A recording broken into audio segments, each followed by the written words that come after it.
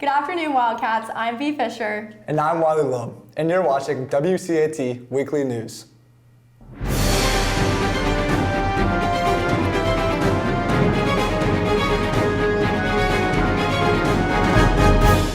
Hey Wiley, welcome to the news desk. Do you know what this week is? Of course I do. It's my birthday week.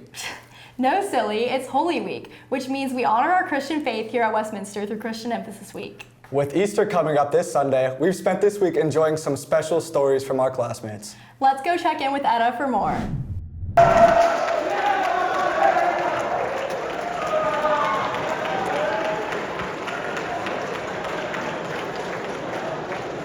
Household where my grandma was the most pious woman I knew.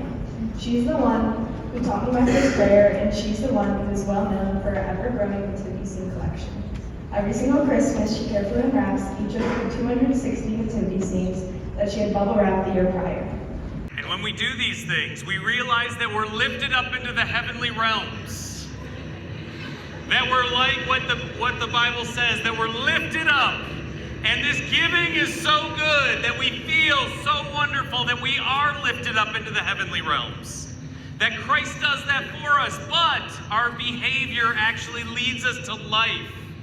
And a life that just is so high and great that we actually get there through serving and going low.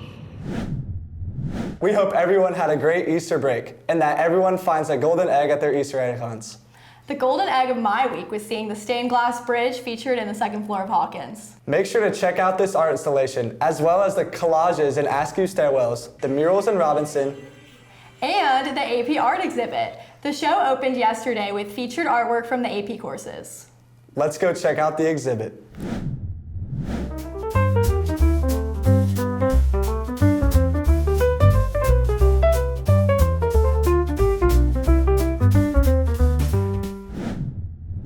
Amazing job. Hey V, what did you do last weekend? Funny you should ask. I was actually here at school participating in the annual day of service. How awesome. Last Saturday, students and families gathered on and off campus to volunteer for various philanthropic organizations. Here is Rowan Henry with a closer look at the day of service. Hey Cats, it's Rowan, and I had the opportunity to learn more about the day of service which occurred this past Saturday, where volunteer work was completed both on and off campus. Hundreds of Wildcat students and their families participated in the Day of Service by volunteering for various activities that aim to make a positive impact on our communities. Volunteerism can empower individuals to take their passion and transform it into meaningful change that benefits the community altogether. Whether it was helping in Westminster's very own garden, delivering meals to families, or picking up trash in the Chattahoochee River, these Wildcats found their purpose to serve and create a better future for our world. I had the chance to interview one of our fellow Wildcats, Porter Clemens, who participated in the Chattahoochee cleanup, and he further explains his impactful experience. For the day of service, Slater, Kea, Irvini, and I hosted and organized the Chattahoochee River Keeper. We ended the day picking up a little over 1,000 pounds in Nancy Creek, and we did a really great job. So yeah. Thanks, Porter, for sharing your experience about the day of service and inspiring all of us to seek better volunteer opportunities. That's all for now. Now back to you at the studio. Thanks, Rowan. We're proud of the service our cats did this weekend, and special thanks to Civic Engagement Fellows. Well, I am also proud of you, Wiley, and Adelaide Banks for getting third in Galeo's statewide Cesar Chavez essay writing competition. Thanks, V. Every speaker at the awards ceremony was inspirational and really illuminated a new side of Atlanta I had not seen before. Buen trabajo! And also good job to our sports teams as we move into state tournaments. Let's hear from Kate and Jack with this week's sports report.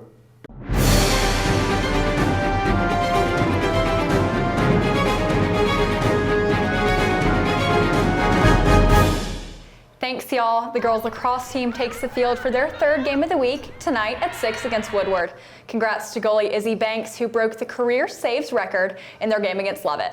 She added more saves to her record last night against the North Atlanta Warriors. Let's check in with the team with the results.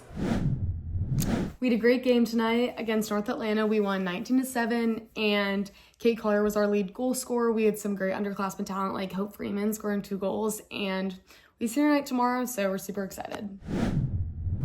Thanks, guys. The boys lacrosse team will follow the girls' game hosting Whitfield at 7:30.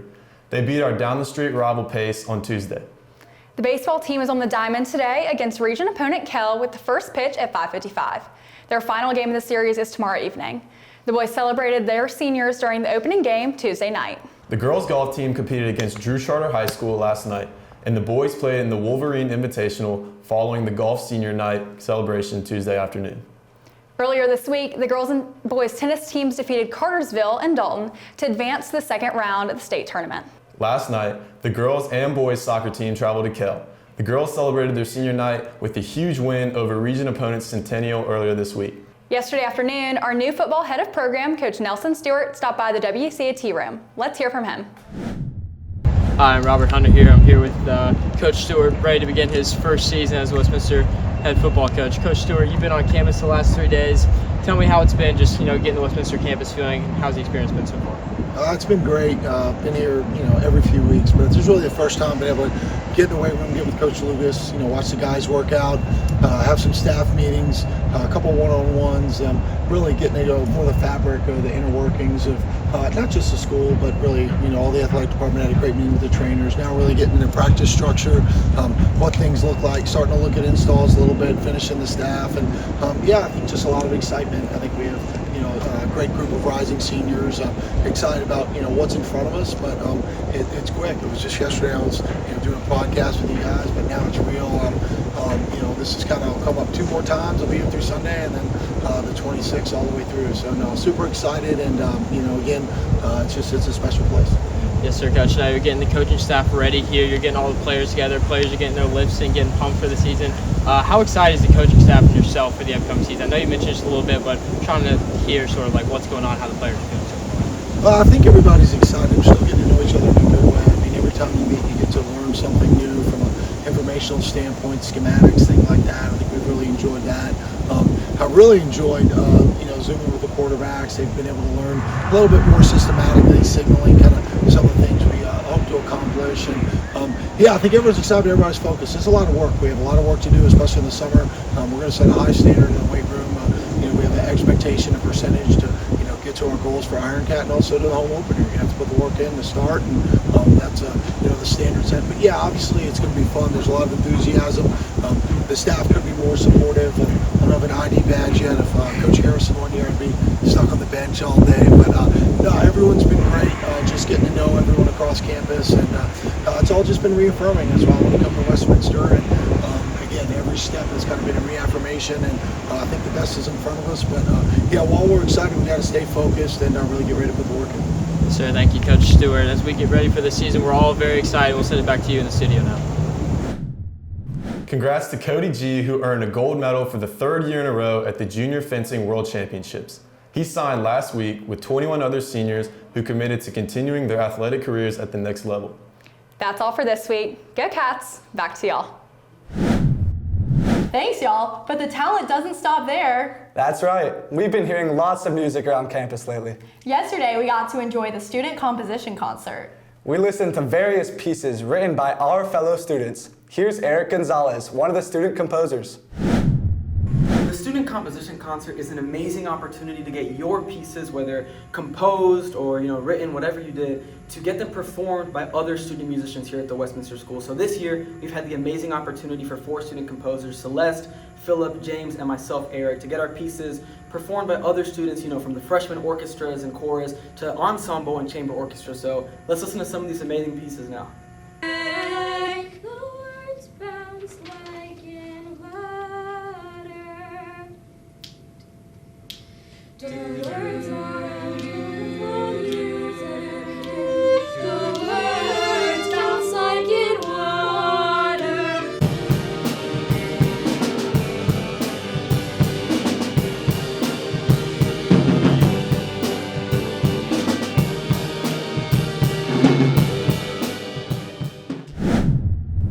Wow, it's really impressive what these composers are doing. You can hear the complete concert on our WCAT YouTube channel.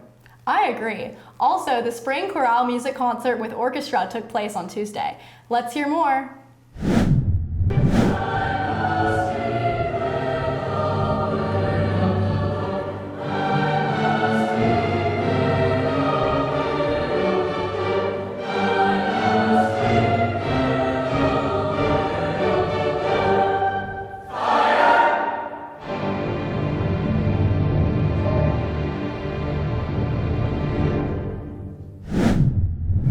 Thanks, y'all. Whoa, V, that's gotta be an eastern bluebird outside.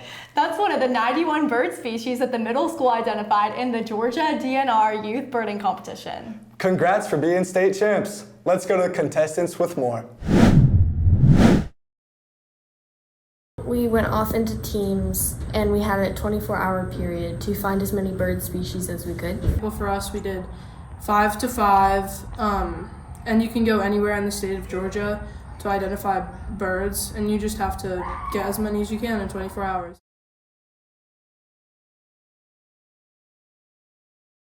There were so many species that we had already found, so it was kind of hard to find new ones, and we were against time, so it was stressful and things like that. I would say the hardest part was definitely staying awake, because you have to be awake for as long as you can to I guess identify the nocturnal or night birds. So we were driving to the hotel. We got to the hotel at 1 a.m. and then we had to wake up at 6 a.m. So we didn't get very much sleep that night, but it was still very fun.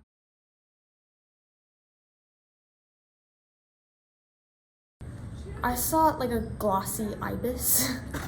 It's a water bird. It's kind of big and it's shiny and it has a long beak, and that was kind of cool. I think my favorite bird that I saw would have to be one of the shorebirds, or one of the ones that you can't really see in the big city. So I would probably say a wood stork, because they're very cool. Or a swallow-tailed kite. I did hear we're probably going to do a high school one next year, because we've gotten a lot of interest from the current 8th graders and I think previous 8th graders, but I would definitely be interested in doing that. So We are so proud of y'all.